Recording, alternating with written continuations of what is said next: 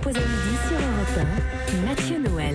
Vous écoutez Europe 1, il est midi 21, rien ne s'oppose à midi continue avec Eva Rock, Axel de Tarlet, Alain Sirou. Et justement, Alain, l'heure est venue. En route vers Jupiter. Non, Alain, calmons-nous, l'heure est venue d'écouter Guy Carlier.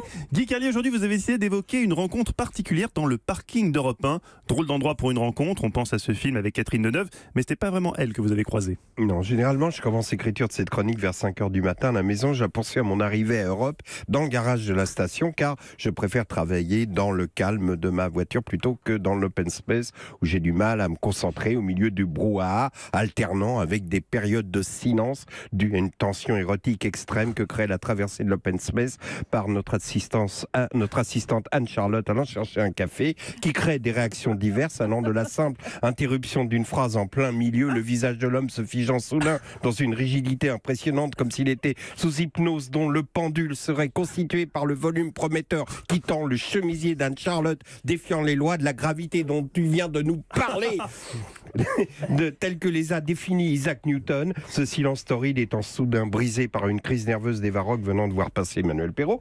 Donc moi, dans ma voiture, à l'abri de tout ça, je vois arriver tous les cadres de l'entreprise aux aurores, donc entre 9h45 et 11h30, et parmi eux, notre boss Frédéric Schlesinger, qui ce matin, passant dans ma voiture, alors d'habitude, il fait juste...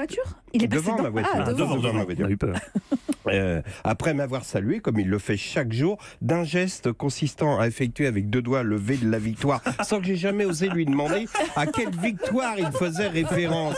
Si vous voulez, alors je hoche la tête en clignant des yeux pour lui montrer mon approbation à ce mystérieux triomphe. Mais ce matin, après le V de la victoire, il enchaîna sa langue des signes par une rotation nerveuse de l'index dont j'ai compris qu'elle indiquait son souhait de me voir descendre la vitre de ma portière, nonobstant le fait qu'on ne descend plus les vitres de cette façon depuis les modèles 72. Quoi qu'il en soit, une fois la vitre ouverte, notre boss me lance: félicitations pour le record de podcast. J'ai fait une moue modeste, mais pourquoi le cacher? Nous sommes effectivement fous de joie depuis qu'hier nous avons appris qu'Europe battait des records en matière de podcast. Même si d'aucuns pourraient nous objecter que ce triomphe est quand même à relativiser et que le véritable baromètre est constitué par les audiences, et que pour ceux qui s'interrogent, si vous voulez, sur la valeur de ce succès, on peut dire que les podcasts sont au sondage ce que la Coupe de la Ligue est à la Champions League. Enfin, c'est déjà un titre, et ce succès prouve que la station a commencé sa remontada. D'autres s'interrogent sur la réelle portée de ces succès en disant plus 15%. D'accord, mais par rapport à quoi? Si tu pars de 0, 0 plus 0 égale la tête à Todo, etc. Bon, vous connaissez le truc. Seulement maintenant que nous tutoyons les sommets, il faut y rester. Ce matin, j'envoie à Eva mon SMS quotidien pour lui demander des sujets intéressants. Elle me propose un thème sur le déclin des épreuves de rédaction dans le deuxième cycle scolaire et un article du Parisien détaillant un rapport remis à Agnès Buzyn sur la nécessité d'occuper les enfants après l'école.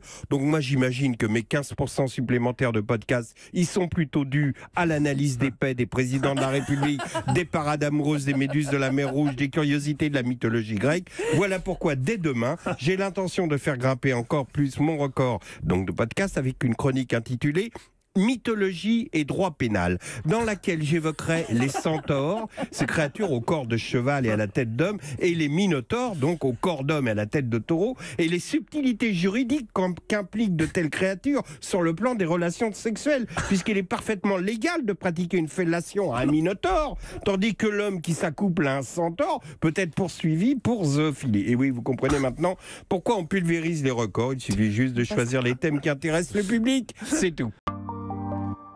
Europe